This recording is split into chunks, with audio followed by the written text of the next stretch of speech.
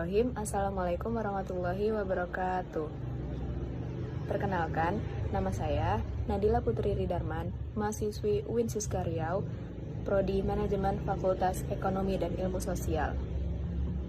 Di video kali ini, saya akan menjelaskan tentang sistem pemerintahan Indonesia dan susunan lembaga negara Republik Indonesia. Sistem pemerintahan Indonesia menurut Undang-Undang Dasar 1945 dalam alinea keempat menyatakan bahwa kemerdekaan kebangsaan Indonesia itu disusun dalam suatu Undang-Undang Dasar Negara Indonesia yang terbentuk dalam suatu susunan negara Republik Indonesia yang berkedaulatan rakyat. Berdasarkan pasal 1 ayat 1 UUD 1945, negara Indonesia adalah negara kesatuan yang berbentuk republik. Berdasarkan hal ini, dapat disimpulkan bahwa bentuk negara Indonesia adalah kesatuan, sedangkan bentuk pemerintahannya adalah republik. Pemerintahan adalah perbuatan pemerintah yang dilakukan oleh badan-badan legislatif, eksekutif, dan yudikatif di suatu negara dalam rangka mencapai tujuan pelenggaraan negara. Dalam arti yang sempit, pemerintahan adalah perbuatan pemerintah yang dilakukan oleh badan eksekutif beserta jajarannya dalam rangka mencapai tujuan penyelenggaraan negara. Sistem pemerintahan diartikan sebagai suatu tatanan utuh yang terdiri atas berbagai komponen pemerintahan yang bekerja saling bergantungan dan memengaruhi dalam pencapaian tujuan dan fungsi pemerintahan. Kekuasaan dalam suatu negara menurut Montesquieu diklarifikasikan menjadi 3, yaitu kekuasaan eksekutif, yang berarti kekuasaan menjalankan undang-undang atau kekuasaan menjalankan pemerintahan. Yang kedua, kekuasaan legislatif, yang berarti kekuasaan membentuk undang-undang. Dan yang ketiga, kekuasaan yudikatif, yang berarti kekuasaan mengadili terhadap pelanggaran atas undang-undang. Komponen-komponen tersebut secara garis besar meliputi lembaga eksekutif, legislatif, dan yudikatif. Jadi, sistem pemerintahan negara menggambarkan adanya lembaga-lembaga negara, hubungan antar lembaga negara, dan bekerjanya lembaga negara dalam mencapai tujuan pemerintahan negara yang bersangkutan. Berikut hubungan antar lembaga negara pasca perubahan Undang-Undang Dasar 1945. Dalam sejarah Indonesia, sudah 4 kali pemerintah Indonesia melakukan amandemen pada UUD 1945. Hal ini tentu saja dilakukan untuk menyesuaikan undang-undang dengan perkembangan zaman dan memperbaikinya sehingga dapat menjadi dasar hukum yang baik. Dari skema di belakang saya, bisa kita lihat susunan lembaga negara sebelum dan sesudah amandemen UUD 1945. Yang pertama, Majelis Permusyawaratan Rakyat atau disingkat dengan MPR. Sebelum amandemen, MPR merupakan lembaga tertinggi negara sebagai pemegang dan pelaksana sepenuhnya kedaulatan rakyat. Wewenangnya antara lain membuat putusan-putusan yang tidak dapat dibatalkan oleh lembaga negara yang lain, termasuk penetapan garis-garis besar haluan negara yang pelaksanaannya ditugaskan kepada presiden atau mandataris. Yang kedua, memberikan penjelasan yang bersifat penafsiran terhadap putusan-putusan majelis. Yang ketiga, menyelesaikan pemilihan dan selanjutnya mengangkat presiden dan wakil presiden. Setelah dilakukannya amandemen, MPR berkedudukan sebagai lembaga tinggi negara yang setara dengan lembaga tinggi negara lainnya, seperti Lembaga Kepresidenan, Dewan Perwakilan Rakyat, Dewan Perwakilan Daerah, Badan Pemeriksa Keuangan, Mahkamah Agung, dan Mahkamah Konstitusi. Wewenangnya antara lain menghilangkan supremasi kewenangannya, menghilangkan kewenangannya menetapkan GBHN, menghilangkan kewenangannya mengangkat presiden, karena presiden dipilih secara langsung melalui pemilu. Lalu, tetap berwenang menetapkan dan mengubah Undang-Undang Dasar Negara, melantik presiden atau wakil presiden. Selanjutnya, Dewan Perwakilan Rakyat. Sebelum amandemen, presiden tidak dapat membubarkan DPR yang anggota-anggotanya dipilih oleh rakyat melalui pemilihan umum secara berkala 5 tahun sekali. Meskipun demikian, presiden tidak bertanggung jawab kepada DPR. Wewenangnya sebelum amandemen memberikan persetujuan atas RUU yang diusulkan presiden, memberikan persetujuan atas Perpu, memberikan persetujuan atas anggaran, meminta MPR untuk mengadakan sidang istimewa guna meminta pertanggungjawaban presiden. Setelah amandemen, kedudukan DPR diperkuat sebagai lembaga legislatif dan fungsi serta wewenangnya lebih diperjelas seperti adanya peran DPR dalam pemberhentian presiden, persetujuan DPR atas beberapa kebijakan presiden, dan lain sebagainya. Wewenangnya antara lain membentuk undang-undang yang dibahas dengan presiden untuk mendapat persetujuan bersama, membahas dan memberikan persetujuan peraturan pemerintah pengganti undang-undang, menerima dan membahas usulan RUU yang diajukan DPD yang berkaitan dengan bidang tertentu dan mengikutsertakannya dalam pembahasan. Selanjutnya adalah Presiden. Sebelum amandemen, Presiden memegang kekuasaan eksekutif, juga memegang kekuasaan legislatif dan kekuasaan yudikatif. Presiden mempunyai hak prerogatif yang sangat besar. Tidak ada aturan mengenai batasan periode seseorang dapat menjabat sebagai presiden serta mekanisme pemberhentian presiden dalam masa jabatannya, sehingga presiden bisa menjabat seumur hidup. Wewenangnya mengangkat dan memberhentikan anggota BPK, menetapkan peraturan pemerintah pengganti undang-undang dalam kegentingan yang memaksa, menetapkan peraturan pemerintah. Lalu, sistem pemilihannya, presiden dan wakil presiden diangkat dan diberhentikan oleh MPR. Setelah amandemen, kedudukan presiden sebagai kepala negara, kepala pemerintahan, berwenang membentuk undang-undang dengan persetujuan DPR.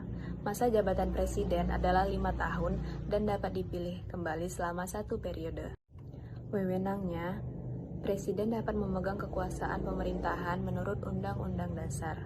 Presiden tidak lagi mengangkat BPK, tetapi diangkat oleh DPR dengan memperhatikan DPD lalu diresmikan oleh Presiden.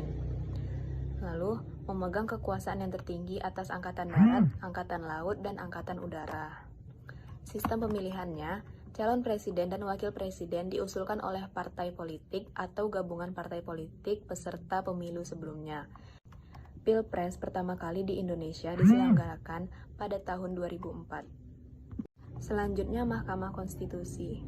Mahkamah Konstitusi berdiri setelah amandemen, dan wewenangnya berwenang mengadili pada tingkat pertama dan terakhir yang putusannya bersifat final untuk menguji undang-undang terhadap Undang-Undang Dasar, memutus sengketa kewenangan lembaga negara yang kewenangannya diberikan oleh UUD 1945, memutus pembubaran partai politik, dan memutus perselisihan tentang hasil pemilihan umum.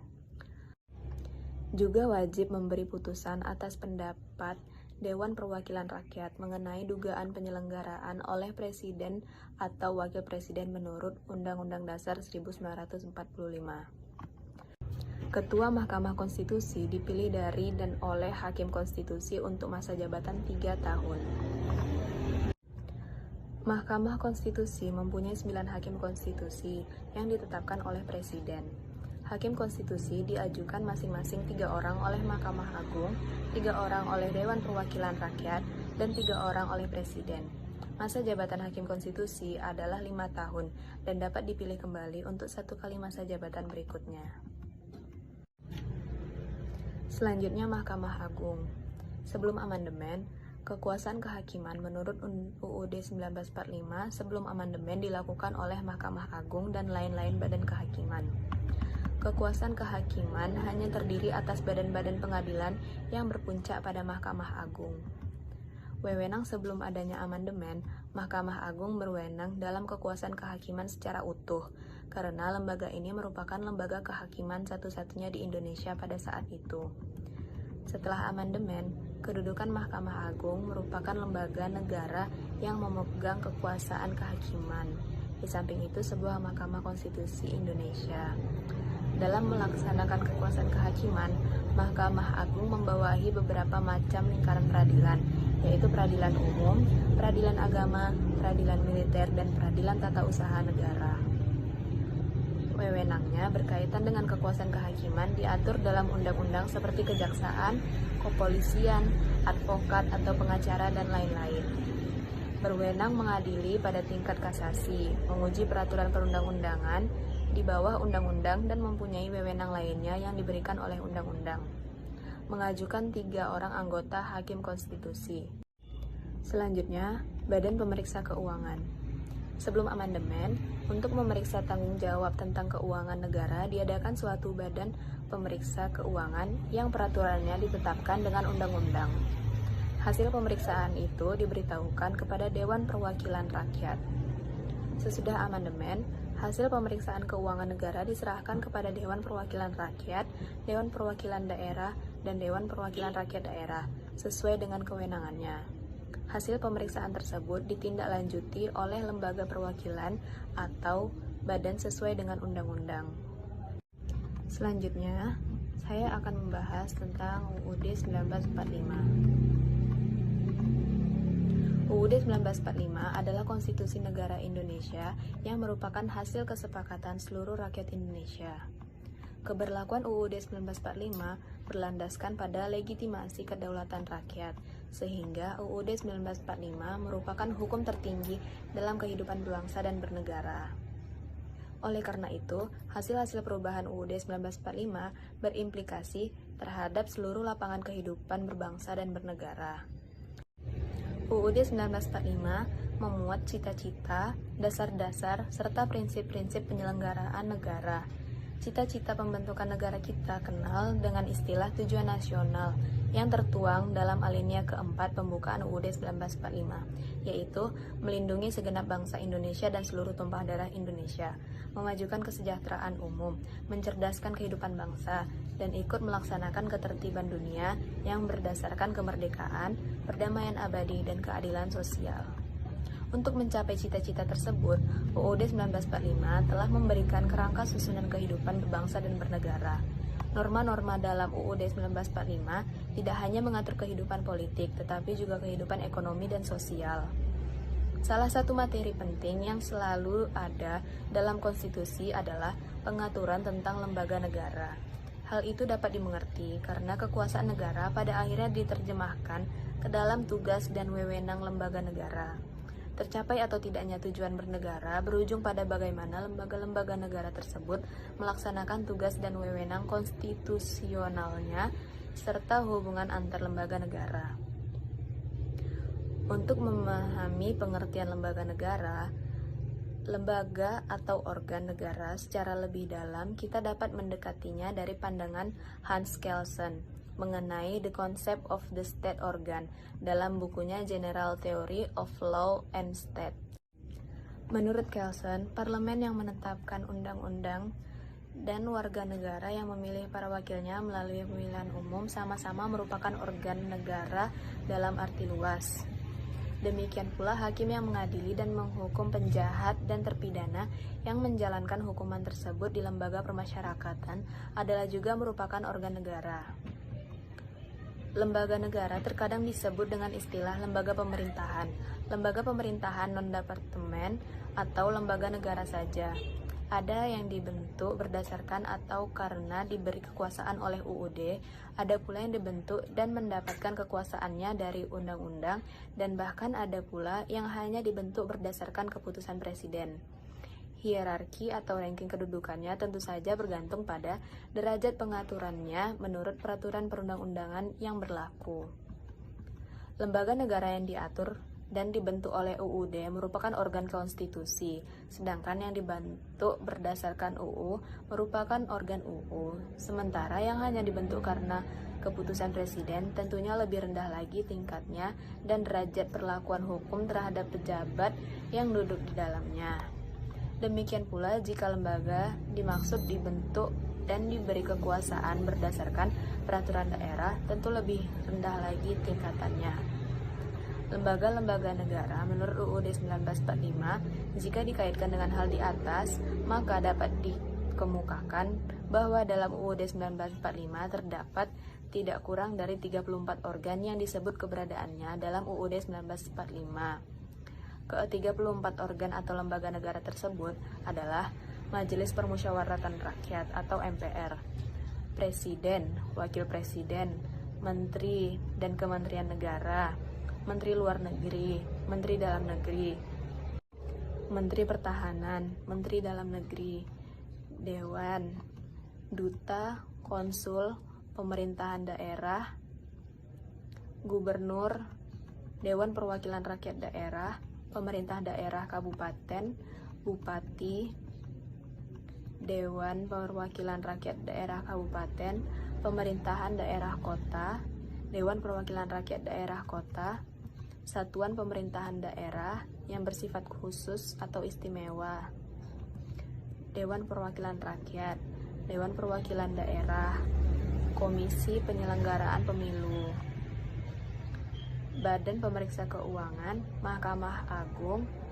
Mahkamah Konstitusi, Komisi Yudisial, Tentara Negara Indonesia, Angkatan Darat, TNI AD, Angkatan Laut atau TNI AL, Angkatan Udara atau TNI AU, Kepolisian Negara Republik Indonesia, dan badan-badan lain yang fungsinya terkait dengan kehakiman seperti kejaksaan diatur dalam undang-undang sebagaimana dimaksud oleh pasal 24 ayat 3 UUD 1945. Baiklah, sekian yang dapat saya jelaskan. Kurang dan lebihnya saya minta maaf, semoga bermanfaat. Wassalamualaikum warahmatullahi wabarakatuh.